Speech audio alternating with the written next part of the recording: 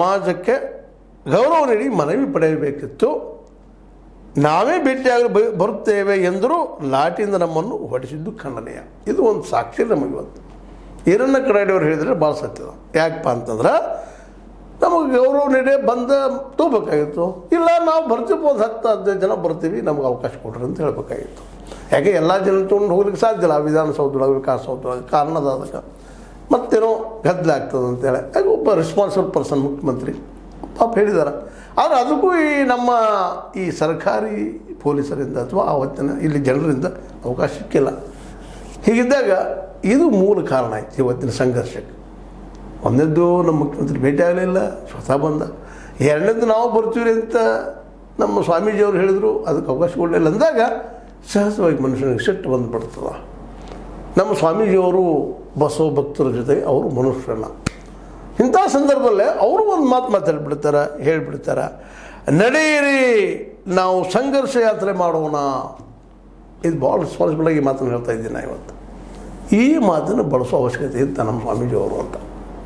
ಸಂಘರ್ಷ ಶಬ್ದ ಆಗಬೇಕಾಗಿದೆ. ಇದು ನಮ್ಮ ಸಮಾಜ ಇವತ್ತು ಹಿಂಸೆಯನ್ನು ಬಿಟ್ಟದ. ಇವತ್ತು ನಾವು ಗಾಂಧೀಜಿಯವರನ್ನು ನೆನೆಸ್ಕೋಬೇಕಾಗ್ತದೆ. ಹಿಂಗಂದಾಗ ಪ್ರಚೋದನೆಗೊಂಡು ಬಿಡ್ತೀನ. ಯಾಕಂದ್ರೆ ಸಹಜವಾಗಿ ಎಲ್ಲರಿಗೂ ತಾವು ಮೀಸಲಾತಿ ಪಡಿಬೇಕು, ಮೀಸಲಾತಿ ಸಿಕ್ಕರೆ ನಮ್ಮ ಸ್ವರ್ಗ ಸಿಗ್ತದೆ ಅನ್ನೋಂಥ ಪ್ರತಿಯೊಬ್ಬರಲ್ಲೂ ಭಾವನೆ ಅದ ಇವತ್ತು ನಮ್ಮಲ್ಲಿ. ಮೀಸಲಾತಿ ಸಿಕ್ಕರೆಲ್ಲ ಸಿಗ್ತದೆ. ಇವತ್ತು ಮೀಸಲಾತಿ ನಮ್ಮ ಈ ರಾಜಕಾರಣ ಮುರಿದು ಹೋಗೋದು ಬಿಟ್ಟಿದ್ದಾರೆ ರೀ. ಈವನ್ SC ST ಜನರ ಸಹಿತ ಮೀಸಲಾತಿ ಸಿಗ್ತಾ ಇಲ್ಲ ಇವರು. ಯಾಕಂದರೆ ಎಲ್ಲ ಪ್ರೈವೇಟೈಸ್ ಮಾಡಿಬಿಟ್ಟಿದ್ದಾರೆ. ಎಲ್ಲರೂ ಹೇಳ್ತಾರೆ ಪ್ರೈವೇಟ್ದಲ್ಲೂ ರಿಸರ್ವೇಷನ್ ಮಾಡಿದ್ವಿ ಅಂತ. ಏನೂ ಇಲ್ಲ. ಅದು ಆಗೋ ಸಾಧ್ಯತೆಯೂ ಇಲ್ಲ. ಯಾಕೆ ದುಡ್ಡು ಹಾಕಿರ್ತಾರೆ ಅವರು ಪ್ರೈವೇಟ್ದವ್ರು, ಅವ್ರು ಯಾಕೆ ಮಾಡ್ತಾರೆ ರಿಸರ್ವೇಷನ್ನ? ಹೀಗಾಗಿ ನಿಧಾನಕ್ಕೆ ಅದು ಕೊಲಾಪ್ಸ್ ಮಾಡ್ತಾಯಿದ್ದಾರೆ. ಅದರಲ್ಲೂ ಮೋದಿ ಸರ್ಕಾರ ಬಂದಮೇಲಂತೂ ಭಾಳ ಆಯಿತು. ಮನಮೋಹನ್ ಸಿಂಗ್ ಸ್ಟಾರ್ಟ್ ಮಾಡಿದ್ರು ಖಾಸಗೀಕರಣ, ಇವರು ಅದಕ್ಕೆ ಉತ್ತುಂಗಕ್ಕೆ ಓದ್ಬಿಟ್ರು, ಎಲ್ಲ ಕಾರ್ಪೊರೇಟ್ಗೆ ಕೊಟ್ಬಿಟ್ಟಿದ್ದಾರೆ. ಅಲ್ಲಿ ರಿಸರ್ವೇಷನ್ ಕೇಳೋಂಗಿಲ್ಲ ರೀ.